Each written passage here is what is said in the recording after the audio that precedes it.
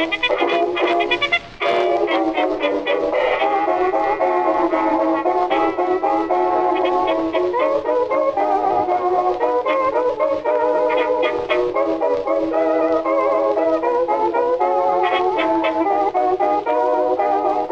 to Orphaned Entertainment, the podcast that has dedicated itself to the discussion and review of public domain and abandoned media. I'm your host, Christopher, and with me is the woman whose voice is like monastery bell. When tolling, must attend. Hi, Lydia. Hi. I thought I was going to come in all clever on something, but then I got so caught up in knowing how my voice is like monastery bell. Hi. How are you? I'm doing fine. I've been looking for Charlie Chan quotes. You're kidding. Well, hopefully you had a good holiday season. I did. Thank you. I think I probably will have done by the time that this drops. Yes. Yes. Happy New Year, everybody. Happy New Year. That is exciting here, the first episode of 2024. Mm-hmm. Well, before we go any further, I want to first thank everyone for tuning in to this month's episode. Orphan Entertainment is available wherever you get your podcasts. And wherever you choose to listen, if you have the option to do so, please rate and review the show. It really does help get the show out to more people. Another great way to help is just by sharing the episode you're listening to on whatever social media platforms you use. You can follow the link in the show notes to all our social media sites, as well as our YouTube channel. If you'd like to email us with any comments, suggestions, or feedback on this or any episode, please type or record a message and send it to orphanedentertainment@gmail.com. Let's listen to an Ellery Queen 1-minute mystery and a promo for another podcast. And when we return, we'll see if we can uncover the truth of 1946's Dark Alibi. Ellery Queen's Minute Mysteries.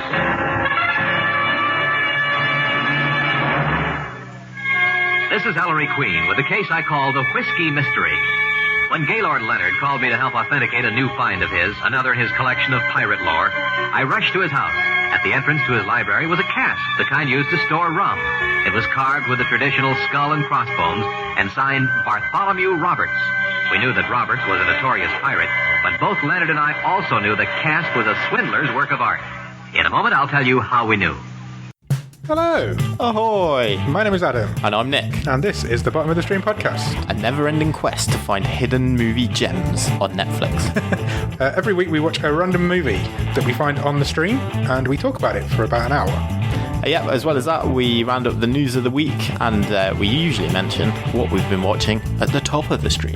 Yeah, so if you're into Netflix and you enjoy watching stuff on there, give us a listen. Join us aboard our podcast boat as we navigate the perilous water. Available now wherever you get your podcasts. In the case of the Whiskey Mystery, I knew that the pirate Roberts was a teetotaler. He also wouldn't allow gambling or women on his ships, so the rum cask with his signature was a bloody fake. Listen again to Ellery Queen's Minute Mysteries. Dark Alibi is an American mystery film directed by Phil Carlson, and it stars Sidney Toler as Charlie Chan. This film can also be found as Charlie Chan in Alcatraz, as Fatal Fingerprints and Fatal Fingertips. Some of those are a little bit more fun than Dark Alibi. Yeah, honestly, I kind of like the Charlie Chan in Alcatraz, even though he's not in Alcatraz. No, I was thinking that too. I mean, they never say Alcatraz in the movie, but if they had just said it one time, everybody would have been like, oh, why does Charlie Chan get arrested? That would have been a really good hook. Yeah, absolutely. In the film, while visiting a public defender friend of his, Charlie Chan hears of the plight of the daughter of a man, an ex-con, who has been convicted of robbery and murder. She and her father insist that he is innocent of the crime, despite his fingerprints having been found at the scene. With only days to spare, Charlie sets off on an investigation to clear the man's name. I thought I'd give you a little information about the character of Charlie Chan. Charlie Chan is a fictional Honolulu detective created by author Earl Derbiggers, loosely based on Hawaiian detective Chang Apana.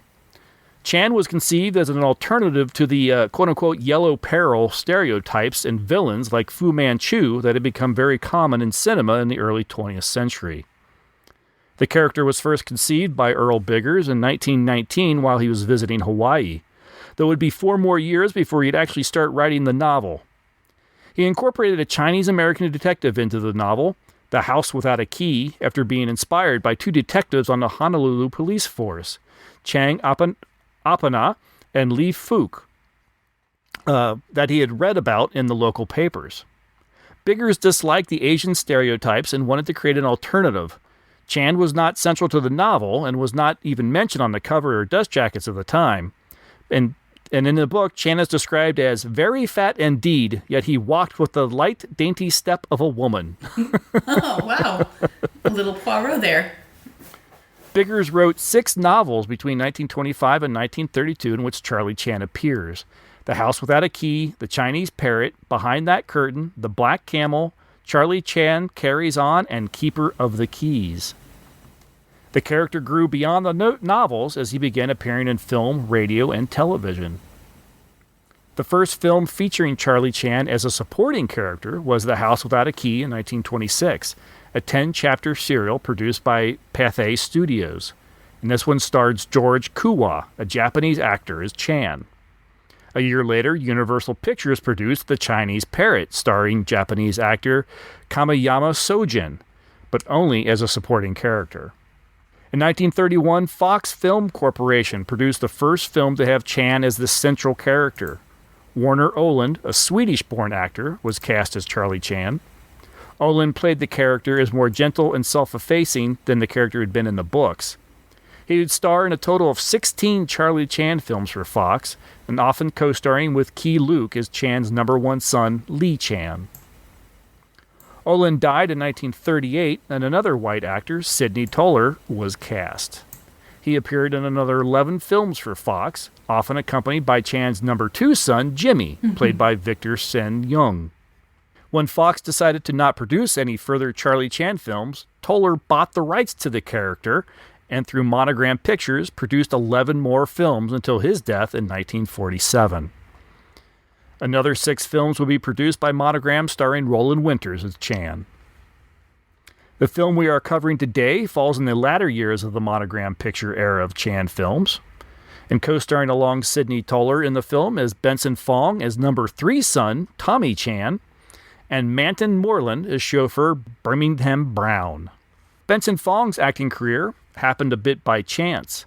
In 1943, while having dinner with some friends in Sacramento, he was approached by a man from Paramount Pictures who asked if he would like to be in a movie. Fong ended up with a role in a film called China, starring Loretta Young and Alan Ladd. He was offered a 10-week contract for $250 a week. Quote, "It looked like a tremendous fortune and I accepted quickly, afraid they might think twice and back out," he told an interviewer at the time. "I couldn't read lines too well, but World War II was underway and all the studios were looking for actors with Oriental features. I bicycled around from one set to another, playing a Japanese here, a Filipino there, a Chinese on still other days." Wow. He appeared in 6 Charlie Chan films, as well as appearing in numerous TV shows throughout the 60s, 70s, and 80s. He also became a successful restaurateur. He opened the Ah Fong restaurant chain in California beginning in 1946, and the chain grew to include 5 locations by 1971. Manton Moreland was a popular actor and comedian through the 1930s and 1940s. After working in small-time gigs, he was hired as a comedian in Harlem's Connie Inn Frolics in 1927. He then worked in a musical revue Blackbirds of 1928, which ran for over 500 performances. From there, he worked his way through vaudeville, performing on Broadway and touring Europe. Vaudeville actor Flournoy Miller asked Moreland to team up with him after the passing of his previous partner, and together they starred in a one-reel short, That's the Spirit, in 1933, as well as numerous stage productions. Moreland appeared in several low-budget race films aimed at African-American audiences, and he appeared in larger productions after his comedic talent was recognized, and he got parts from the major studios as well as the smaller independents. With his bulging eyes and distinct laugh, he quickly became a favorite supporting player in Hollywood.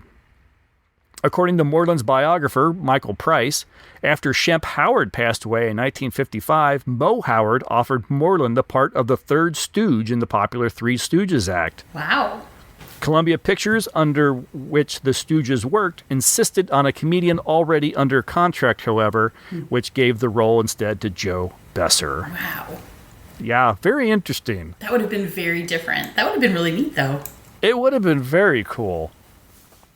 I've only recently, kind of discovered the Charlie Chan films. I think only within the last year and a half that I stumbled on, I think just on Amazon Prime, they had one or two available. And so I tuned in and started watching, and not going to lie, they are immensely enjoyable. They are a very specific type of movie. And like that, it sounds like I'm working up to an insult. I'm really not. There's so many of them. There's just such a huge number of them. It's interesting. It's fascinating what you said about the character being creative as sort of a backlash to the anti-Asian movement during World War II. Or rather being picked up because of that. I was actually thinking about us reviewing Go for Broke, and thinking about, I remember us talking about how we were surprised that in that time that they so quickly made a movie that so prominently showed, especially Asian Americans, in a really good light. And so it's really interesting to hear that there were people thinking that way before then. And, trying to promote this, for lack of a better term, less racist viewpoints about people. That's very interesting. That actually makes me like the character even more. Whenever you talk about Charlie Chan and you see any comments on any videos or anything, there's always the discussion about whether it's racist to have a white character playing the Chinese character. There are defenders who will argue that, well, he's an actor playing a part. And the character is not played as... It's not a derogatory portrayal. Incorrect. He's often the smartest person in the room. I think always the smartest person in the room, yeah. And he's always played very smart, and he's always very respected by everyone he meets. I don't want to necessarily get into that deeply into that discussion, I guess, on this show. I don't think we're saying it's always better for a person of Caucasian background to play. That's not what we're saying at all. But it's better to have somebody being portrayed that way in a positive light than not being portrayed at all in a positive light. Yes, I think that's it. And I've also read quotes from some of his co-stars who played one of, number 1, 2, or 3 son or whatever.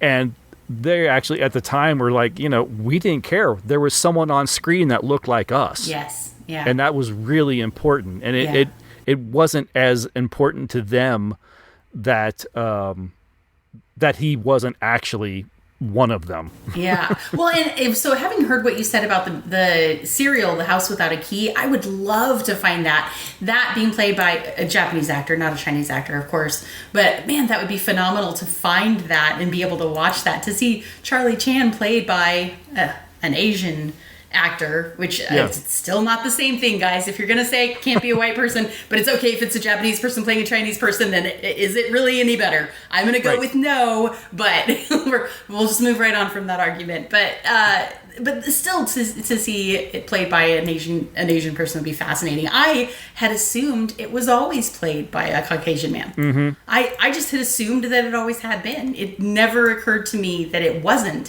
which was always one of my kind of biggest cringe factors about it. I mean, gosh, we all are familiar with spaghetti westerns. We all are familiar with blackface, and we could talk about every single stereotype that has ever been put on film, but that makes me a little bit happier to know that, oh no, it actually went through even more of a kind of evolution than I knew that it had. That's really interesting to me. I'd love to find that. I just think that'd be really fun to see. Oh yeah, no, you want to see the original Charlie Chan? Let's watch this instead. Yeah. Now, I mean, and as I said, though, that film, he is just a supporting character. He's not the star of the film. He's just a character that is in that movie. Yeah, still really interesting to see. I think that'd be fascinating.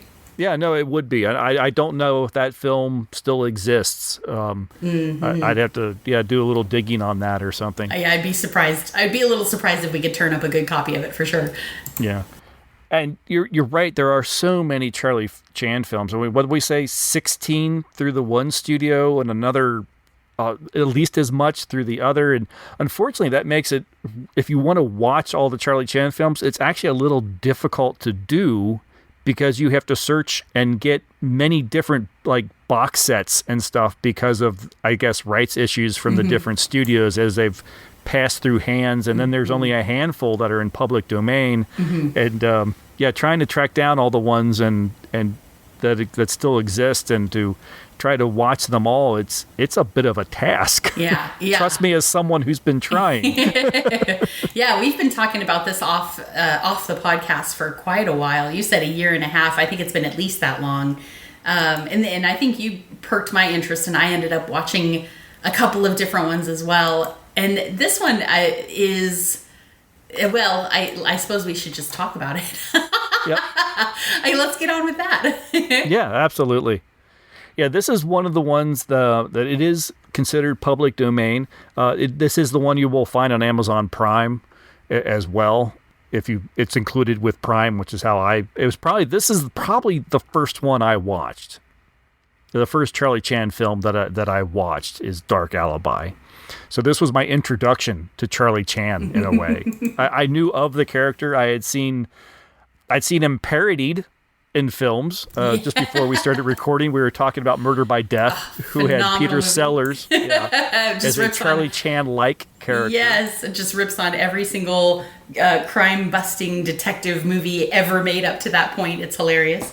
Yeah, but yeah, this was indeed my introduction to Chan, not knowing that this is kind of in the latter years of the Charlie Chan films. I love that Charlie Chan stumbles into this mystery he just happens to be in the room by being nosy. He just stops outside the door to listen to part. It is an interesting little meet cute. Like he says okay bye and starts to walk out the door, and then the conversation starts. You have to help me. What?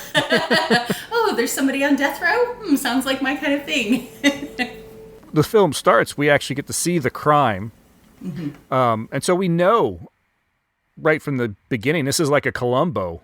We know that the person that's accused isn't guilty because we've seen the people who committed the crime.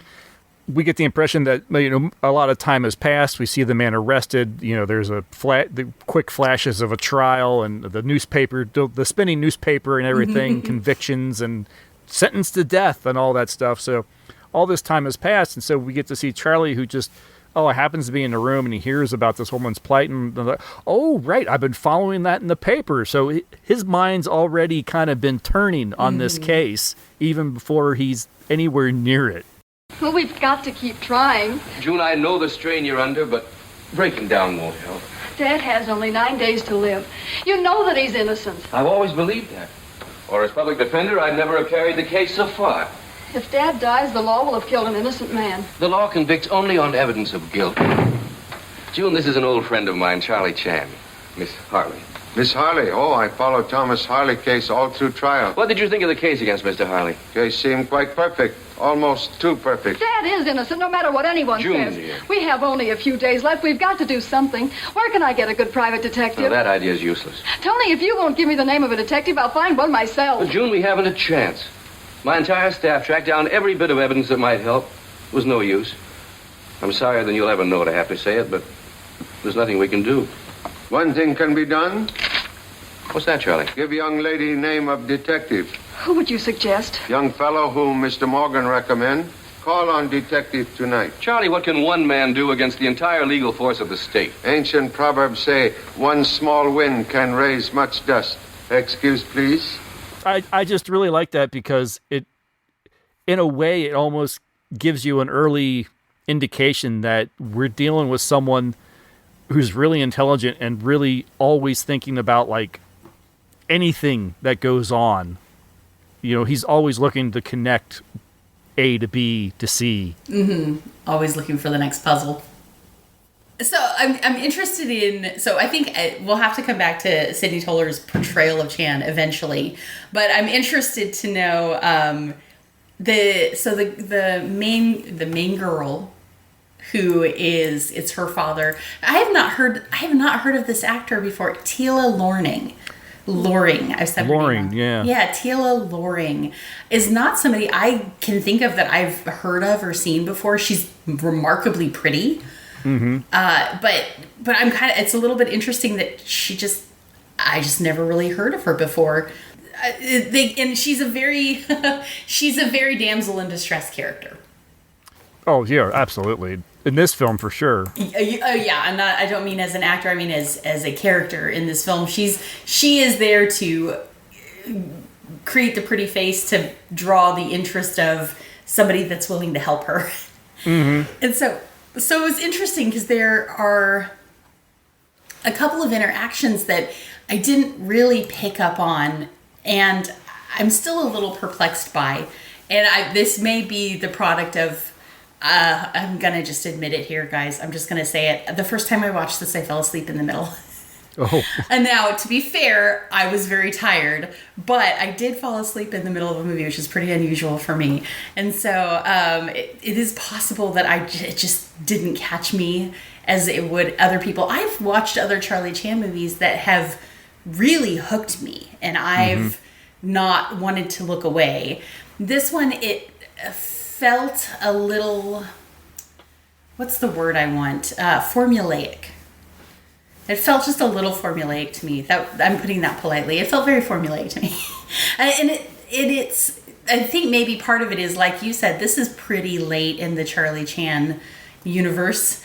There's been a whole lot that's been done, and I'm interested to know if this was an original script or if it was based off of a book. I'm willing to bet that it was probably the former. Yeah, no, this, I believe, was definitely an original written for the screen. This is a monogram picture. So it's a Poverty Row studio. They don't have the budget that something like, when the Charlie Chan films were in Fox. Mm-hmm. They could do probably a little bit more. They could bring in a bigger cast or a more well-known cast. They could have a little bit more sets. I mean, this one is, as far as like sets and locations, it's pretty bland. It is, and that's not the worst thing in the world. That's not horrible. We've definitely seen a number of Poverty Row films that we've been surprised by the script, the quality, not the quantity. Sometimes the quantity. Yep. But in this particular case, it felt a lot like they said, hey, let's crank out another Charlie Chan film, and here's going to be the main part. The thing that kind of surprised me with it was that it didn't feel like a very complex, like, crime. It felt like such a straightforward, like, and maybe that's part of it, is that the murder is presumably a bank guard just gets shot at the very beginning of the movie.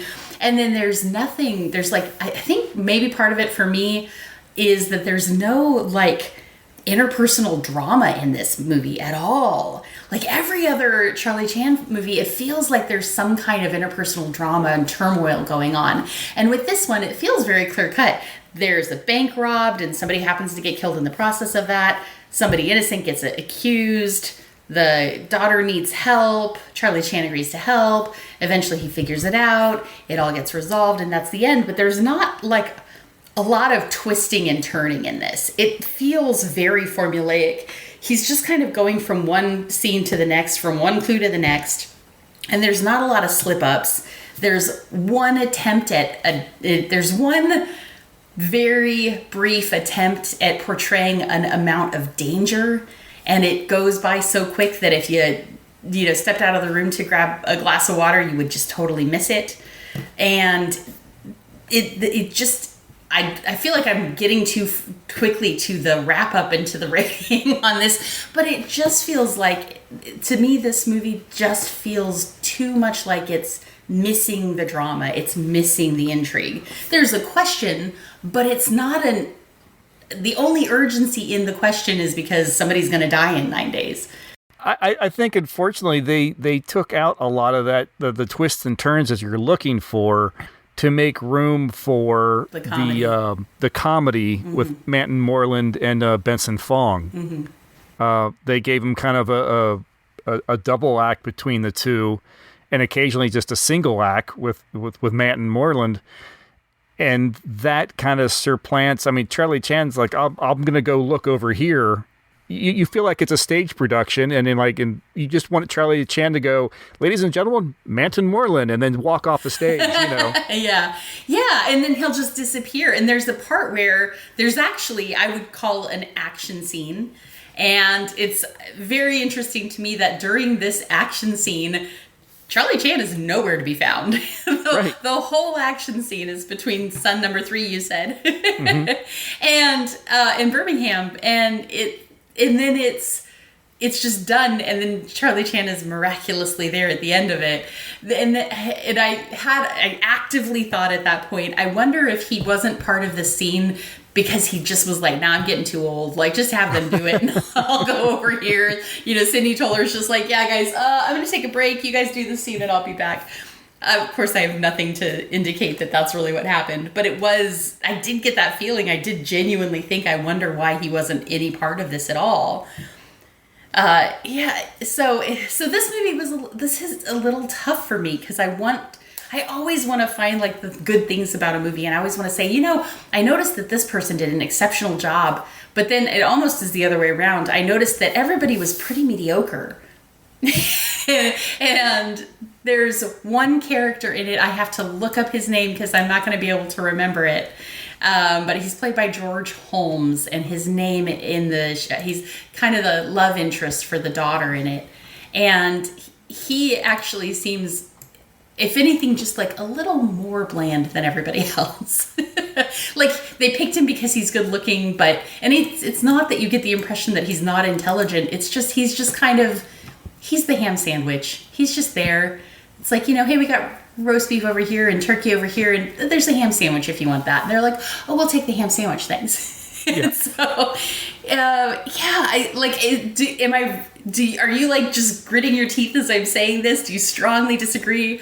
Obviously, there's talent in the top 3 billed actors here. No, it's a very difficult film because I enjoy the film. I have fun watching the film, but is it a good Charlie Chan film?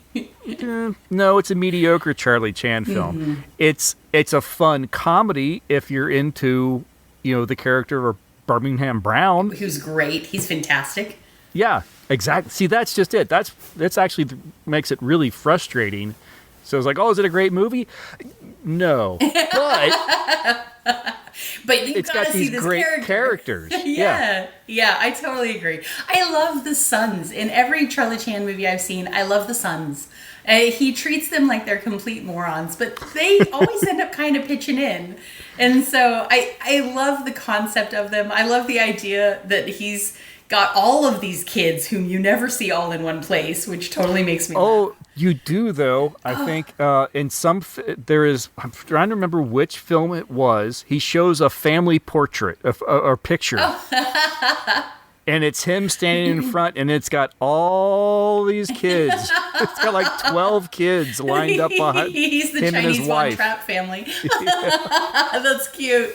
So, and that's kind of the joke about it too, right? Is how many sons have you got? Like, well, clearly at least 3.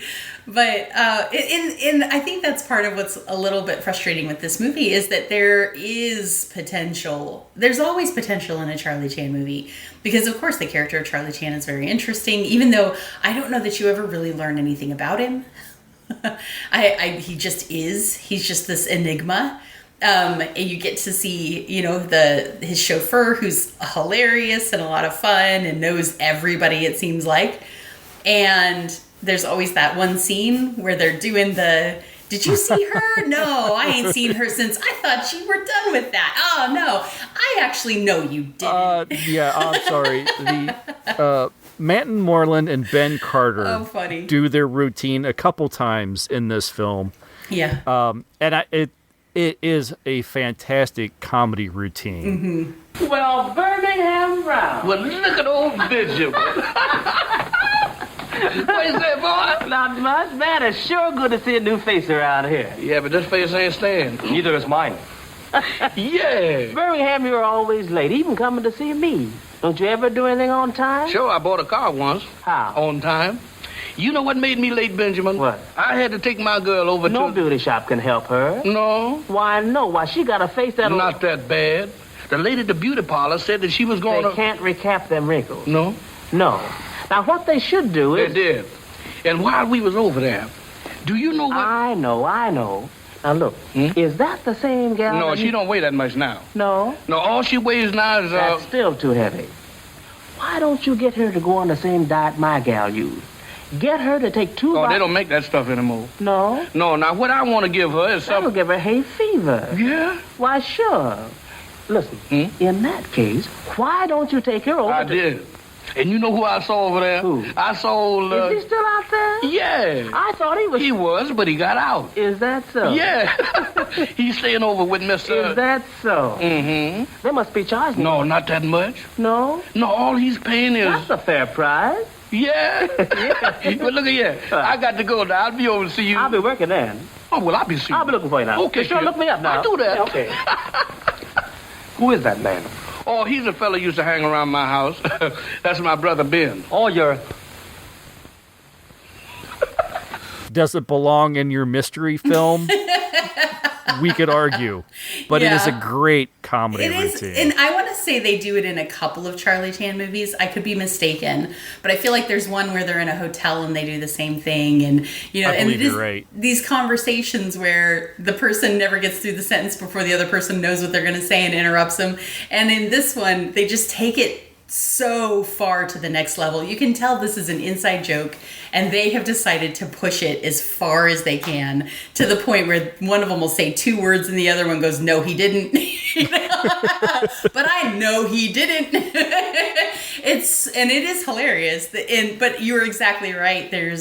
You can have comedy in a mystery, but it does feel disjointed because they're the only comedy.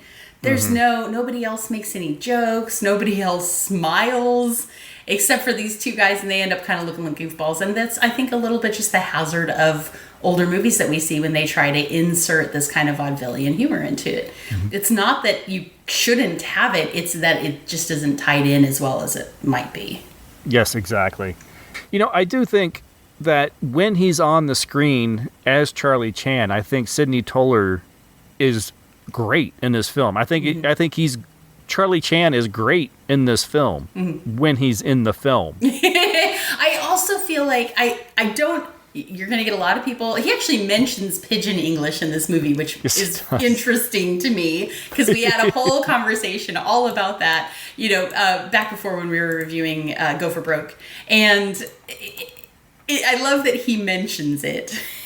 And of course, part of the joke is that he speaks kind of pidgin English.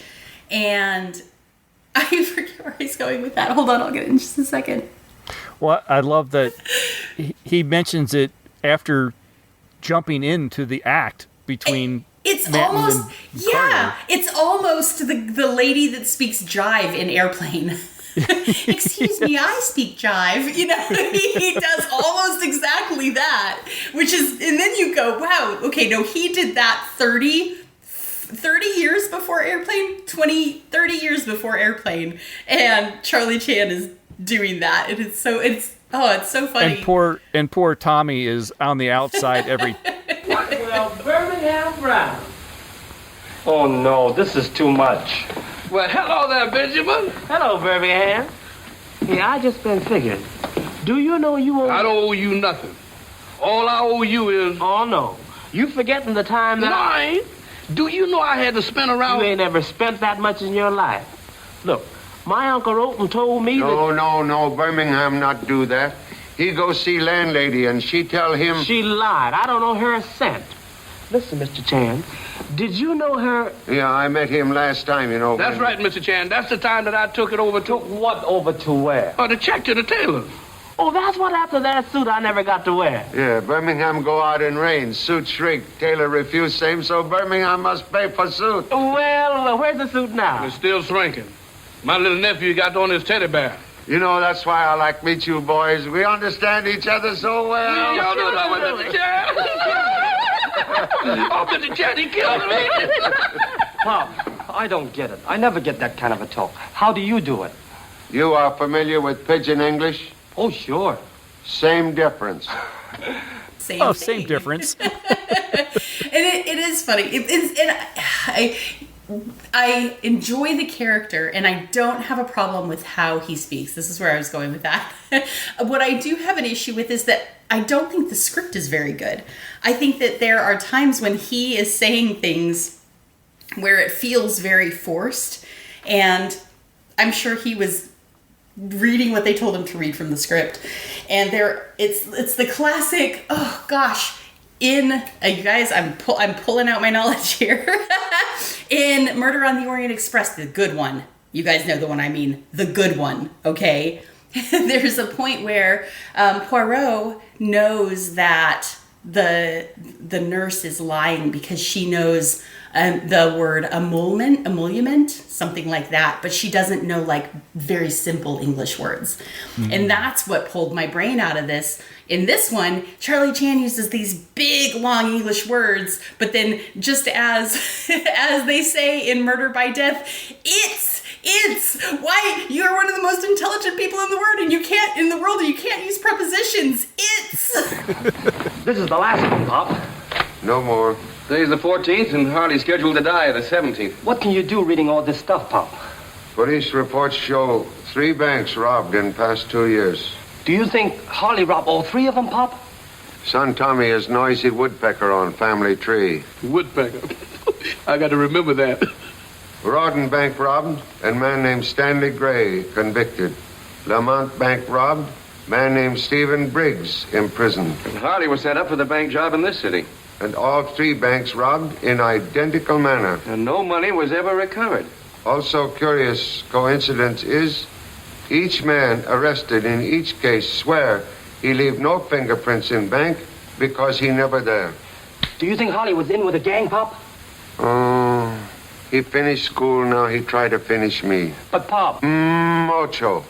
It's not that he speaks that way, it's that he then can use these huge $5 words, but then his grammar is so poor. And so I would have no problem with it if he were using a little bit simpler words, right? Not because he's unintelligent, but because of his grasp of the English language. So to me, all of that, it's not an issue with the character. All of that is an issue with the script writing. As far as the script and the mystery, that's another thing too, is the entire mystery hinges on just one thing. Yes. Thank you for saying that. There really isn't that much of a way of detectiving. I mean, there's not like him sleuthing out he just kind of wanders around and then he's like, no, this one thing, and he gets someone else to do all the work more or less off screen to solve this, and then he's like, oh well, that's why, and well, okay, great, then that cinches everything up. You're more exactly or less. Right. You actually just described all of what I was trying to figure out how to explain about what bothered me about this movie. And it's exactly that he does no detecting. He knows, like, from the very beginning that the person that's been accused is innocent. And then he goes and he interviews some people. But ultimately, you could have... you could probably erase 80% of this movie, and it would still be the exact same storyline, even notwithstanding the comedic routines, which take a lot of the runtime up. Yeah. But just because all he has to do is just be able to prove one little detail about the fingerprints, and he doesn't even need to know anything else. Like, literally, right. If he can just... The interviewing goes nowhere. No. That doesn't really give him any information that he needs. I kept thinking that it was going to come back to the interviewing, and then the very end of it, they pull a rabbit out of a hat. I won't say anything more than that, but they pulled a rabbit out of a hat, and this is where I was wondering, did I just miss a lead up or something? I don't think I did, because I went back and rewatched it, and I don't think anything to indicate the way that it turns out.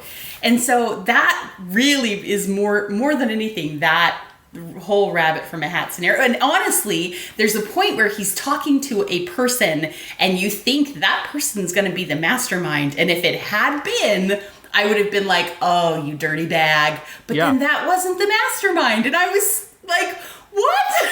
Yeah, I remember thinking the same thing. Yes. I remember thinking the exact same thing. We got Shawshank here, people. We got Shawshank. And when he reveals who the mastermind, who the culprit is, it's only because he's the only one that had access to this and this, and it's another one of these things that had then the person he's accusing gone, well, you're crazy, you're wrong, I'm innocent. The movie would have to continue, but instead the guy goes, "Oh, you got me!" Yeah.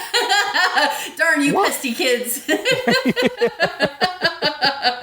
I would have gotten away with it. Yeah, no, exactly. There are real problems with this movie, mostly because it's just not interesting enough. Which is really sad to say about a Charlie Chan movie, because I think, like you said, this is not the best Charlie Chan movie. There are some Charlie Chan movies out there that do a really good job. I don't make any beef about one of my favorite investigative pairs are Nick and Nora Charles.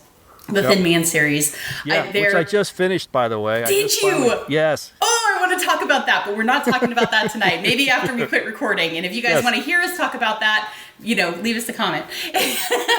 But the storylines for that are always kind of complex, and they're always a bit drama. The second one especially, oh my gosh, Jimmy Stewart in the second one. And there are Charlie Chan movies that are like that, where you're just kind of on the edge of your seat going, what's going to happen next?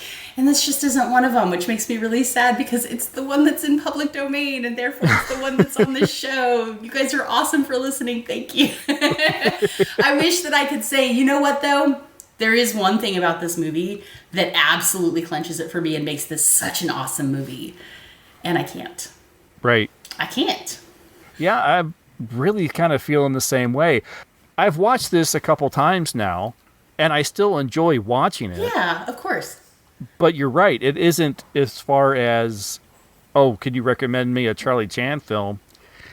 It's not necessarily going to be this one, outside of the fact that this one's the easiest one to find and get a hold of to watch. Yeah, it's like, I love one of my I almost said dirty secrets. That's not the right phrase, by the way. Guilty pleasures is the right word. I love Wild Child with Emma Roberts. But if you said, is Emma Roberts' best movie Wild Child? No, it's not.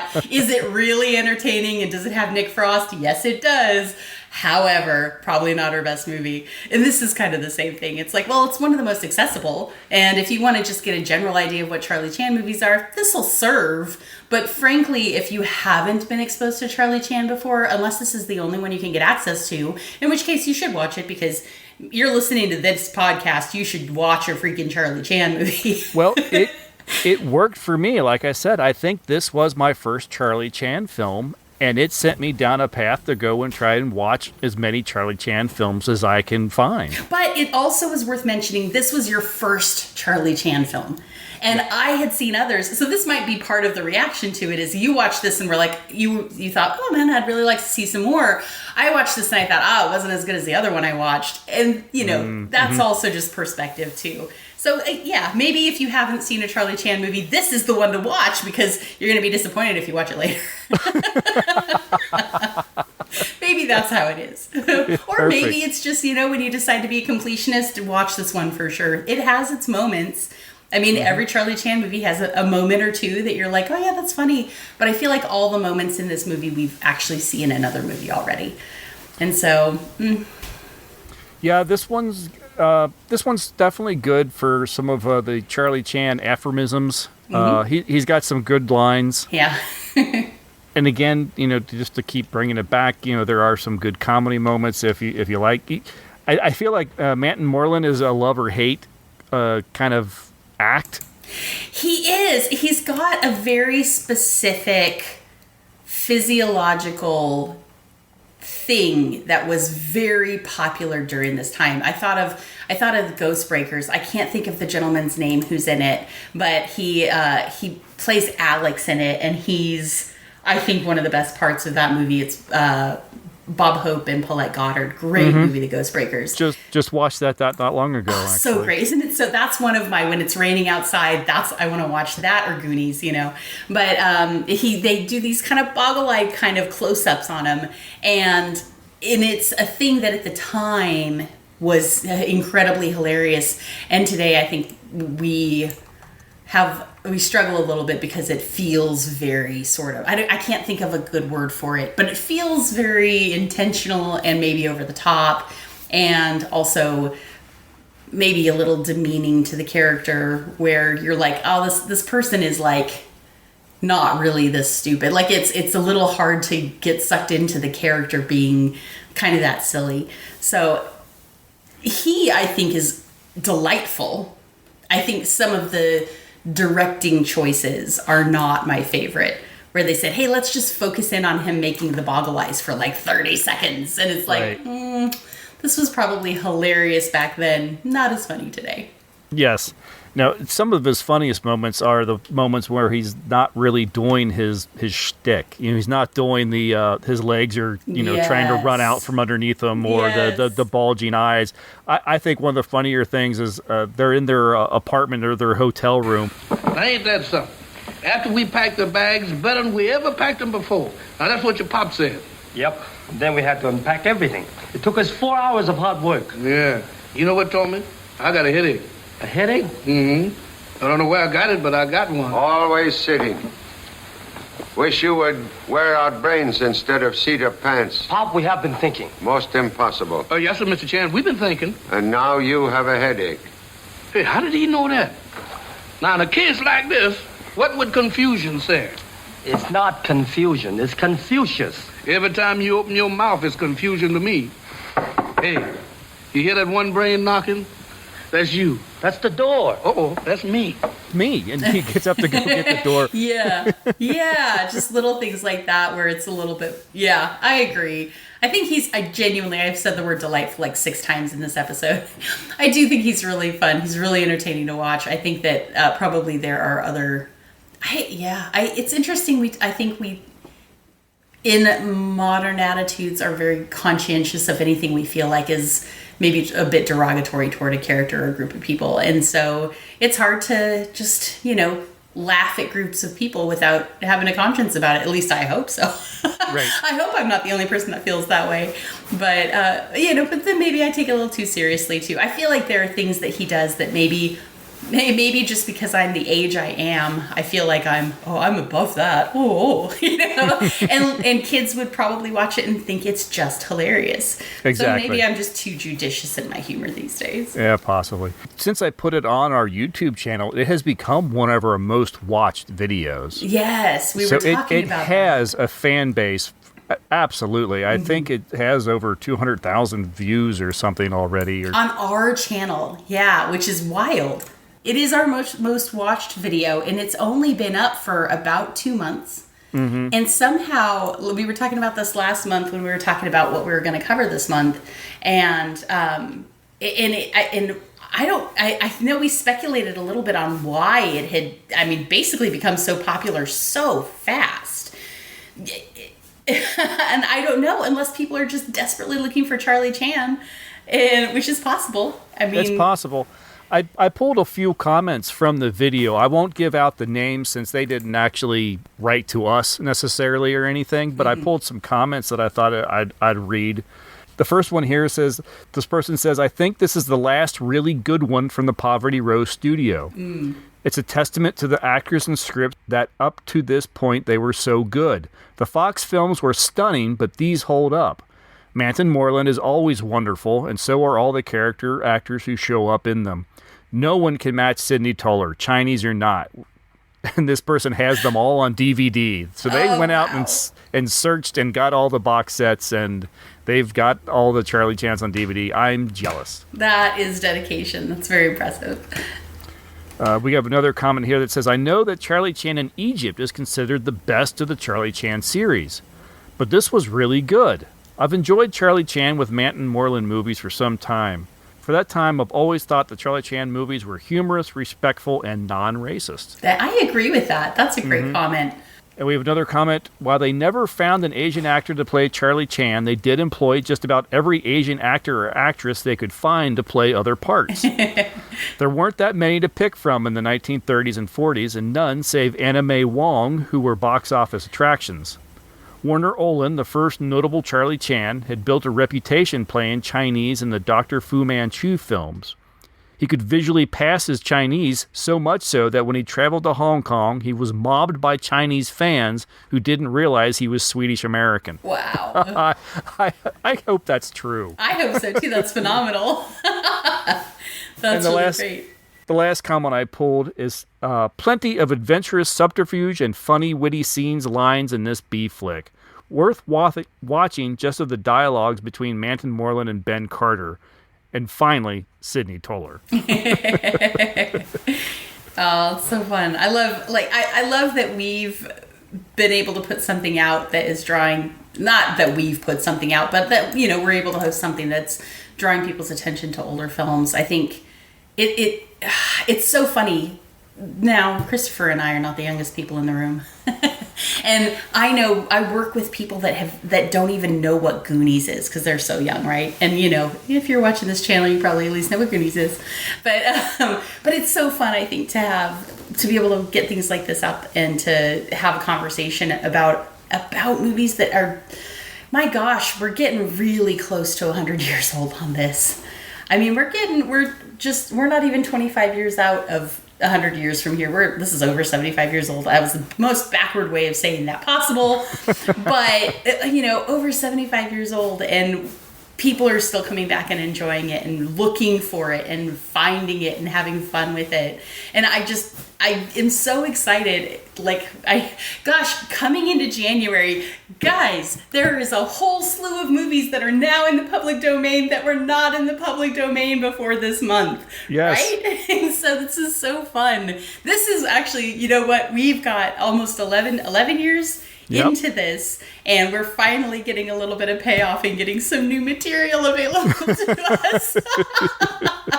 So it's a little bit funny, but it is actually really exciting. So it's great. I'm glad even if it's not my favorite Charlie Chan, I'm glad we get to cover this, and hopefully we'll get to cover another one before too long. I hope so. And you are right. It is something that has given me just an amazing amount of pleasure since we started hosting these videos on the YouTube channel, to see the subscribers grow as quickly as it has. And we have over 5,000 subscribers. I just saw that. That's wild. And so there are 5,000 kind of kindred spirits out there that are looking for these older films. And I think that is just fantastic. Me too. I wish they would all come and listen to the podcast too. Maybe we should start saying at the end of the movie, in case you didn't know, there's a podcast associated with this. You can listen to it here. That might be some good advertisement for us, but it's still so much fun. I do put a comment under every one. I tag a comment under every video. You can listen to hear our thoughts. Yeah. and a link to the episode. So I'm hoping maybe one or two people come from the channel and listen to the show. I know there's been a few that found us through the YouTube and then started listening and now are active listeners. And I really appreciate everybody Absolutely. that listens and or watches. As long as we have one person listening, it's worth making these. And that sounds like, oh yeah, everybody says that. But the truth is, Christopher and I like to talk about this anyway. We could just hang out and talk about this. We put it on a podcast because other people are listening. So yeah, because it's not that big of a deal, and there are other people that enjoy it. Which is fun. Absolutely. Well, are we going to rate this thing? Yeah, Should we rate it? It's a Charlie Chan movie. It feels a little sacrilegious. Yeah. Well, and especially because I feel bad because I don't know if I can give it a good rating. I can't give it as good a rating as I would like to. Okay, so here's what I recommend. This is my proposal. Mm-hmm. I think we should rate this particular Charlie Chan movie as a movie, and then rate all Charlie Chan movies as a group. Uh-huh. Yeah, I think that'll be a little more fair. So this particular movie, as movies go, how many Othels out of 5? 5 being the best, 1 being the least, 5 being you should absolutely watch it or your life will be worse for it, 1 being if you watch it, your life will probably be worse for it. All right, just as a movie that you could throw on, you can watch, you can enjoy, because you can appreciate some of the comedy, you can appreciate what little mystery there is. You can appreciate some of the great little one-liners from Charlie Chan. Easily, I'd give this one... I guess I'd have to give it a... Oh. That doesn't sound like easily. Yeah, no, it's not easy as I thought. I'd go so high as maybe like a 3.5. Okay. I do really enjoy this film. I've watched it several times. It is a lot of fun. I feel like you get into that 4, you're getting into that, oh no, this is a really great film. And it's not. But yeah, I'm just gonna sandwich in that middle, just almost there, like 3.5 for me. All right, fair enough. So for me, this movie, and bear in mind, Christopher and I are different people. I feel like I can give this movie a solid 2. It is, of all the films, of all the films in all the bars in all the cities in all the world, this is not the one that I'd be the most excited to walk in and see. But it's not like a don't watch this movie, it's awful. It's more like a, if you're a completionist, you really love Charlie Chan, absolutely watch this movie. Also, if this is the only Charlie Chan movie available to you, yes, I think you should watch it. I genuinely do. I think if you're listening to Orphaned Entertainment and you haven't seen a Charlie Chan movie, it's probably time. Bite that bullet. But I wouldn't necessarily say this is the Charlie Chan movie to watch. No, well, see, now you seemed like you went against what you were saying. That sounds like your review and your rating of it as a Charlie Chan film. No, my review of it as a Charlie Chan film. No, I wouldn't say. No, what I'm saying is let's rate this movie and then let's rate all the Charlie Chan movies as a collection. Oh, I see. My opinion on should you watch a Charlie Chan movie is 5. 100%. You absolutely should watch a Charlie Chan absolutely. movie. There's no question in my mind that I don't care if you don't. If you're one of those people that says I don't like black and white movies, good thing you're not a dog, bro. But if you know what, if you like movies, if you're listening to this podcast, you like movies. You don't get to this podcast because you're not interested in movies. So watch a Charlie Chan movie. There are others out there you can find all over the web. There are people's opinions on which ones are the best. There's one that is based in Honolulu that I loved. I really enjoyed it. I can't remember the name of it right at this particular moment, but I really enjoyed it. Isn't there one just Charlie Chan in Honolulu? I feel like there is. I feel like that is correct. I also feel like I watched the Black Dragon. Does that sound right? Mm-hmm. And I feel like maybe that was one I enjoyed. There are a few. Yeah. I've seen a few of them. And so definitely, I just think, there are some series that you could say, if you're gonna, if you're gonna pick up a movie from a series, yeah, maybe you should or maybe you shouldn't. Anytime you're recommending something to your parents, there's always a heavy, should I really recommend this? But this is for anybody that likes movies. You should absolutely watch a Charlie Chan movie. Nope, absolutely agree. They are so much fun. And kind of related, if you're going down that route, Boris Karloff did a series of films as a character, Mr. Wong. Yeah. Have you seen any of those? I believe I have. And the idea of Boris Karloff as a Chinese man sounds really ludicrous. If you know who Boris Karloff is, it's kind of like, wait, what? Yeah. But I feel like I seem to recall enjoying what I saw. Yeah. That's exactly the same that I actually really like those films as well. They're Charlie Chan without using Charlie Chan film is what they are. They're murder by death. Yeah. Yeah. Any of these, what's really funny is I think Charlie Chan is such an iconic character that even watching Charlie Chan knockoffs, you were talking earlier about Euro spy films, was that right? Yeah. Which are basically James Bond knockoffs. And we were talking about, you could be a Godzilla fan or you can be a creature film fan. And if you're really picky and you only watch James Bond, that's fine. That's your choice. But, there's so much fun to be had by stepping outside of that brand and just enjoying other people's ideas of what it could have been. And I think that this is a good example of that too. Charlie Chan is iconic. He created a genre, or at least he founded a genre. And anything that's a spin-off of that is going to have some elements that are really enjoyable. And so it's kind of funny. Like, you could almost argue that, you know, any of these spin-offs, or knockoffs, I should say, is almost as good as watching a Charlie Chan film. And they're super fun. You talk to Charlie Chan, he's a genre in and of itself. And there is something just attractive to this character. I mean, he was in, what did I say, like only maybe 5 or 6 books, and in one of those he's just a supporting character. He's not even on the cover. And there are like 30 films. Yeah, he's such a great character. And that's not counting like radio shows or any appearances on television or anything.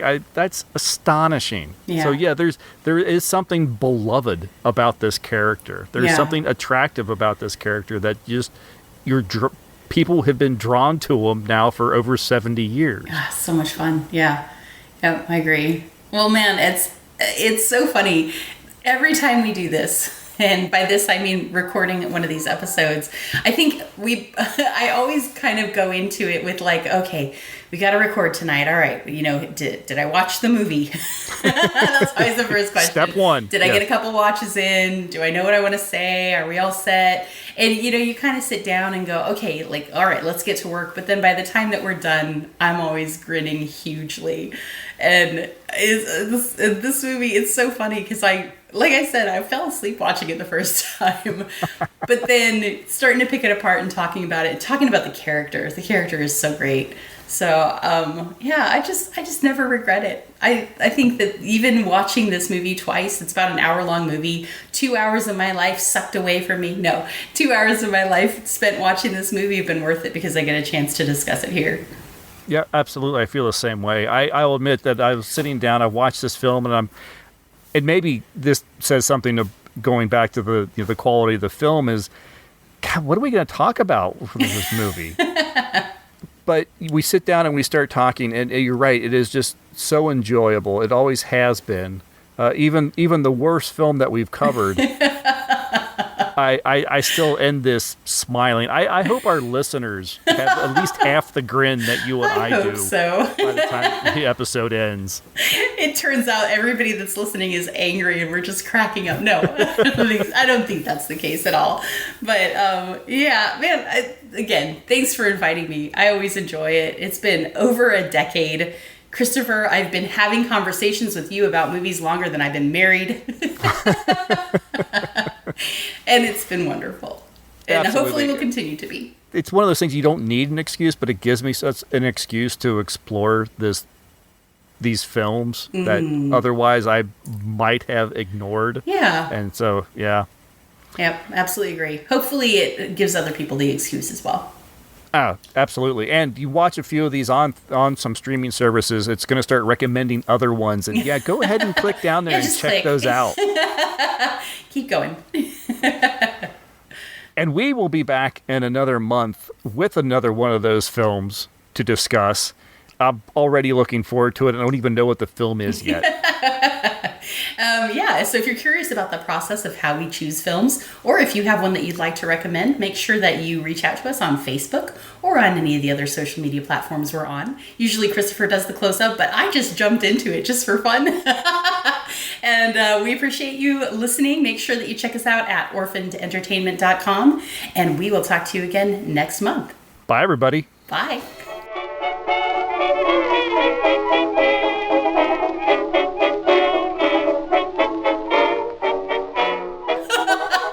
Surprise! Yeah, no, I just started doing it because I had my radio voice going. I was like, oh, I'm just gonna run with it. That was funny. All right, and stopping recording now.